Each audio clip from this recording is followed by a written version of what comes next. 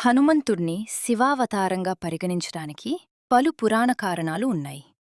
అంజనాదేవి శివుడు కుమారుణ్ణి పొందాలని తపస్సు చేసింది.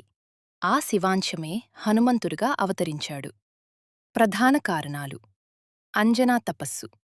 అప్సరస అయిన అంజనా శివపుత్ర రూపంగా జన్మించాలని కాంక్షించి తపించింది. శివుడు ఆమె భర్త కేసరి రూపంలో వరమిచ్చి తన అంశాన్ని అందించాడు. వాయుదేవుని సహాయం. దశరథుని యాగపాయసాన్ని వాయువు అంజనాకు చేర్చాడు.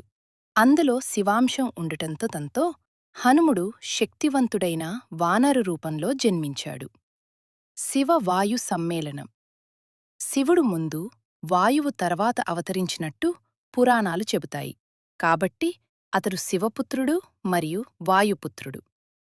పురాణ సూచనలు: హనుముడు శివుని భక్తుడు, శివుడు అతని భక్తుడు అనే సందర్భాలు ఉన్నాయి. రామాయణంలో హనుముడు శక్తి, భక్తి, శివలింగాలతో ముడిపడి ఉంటుంది.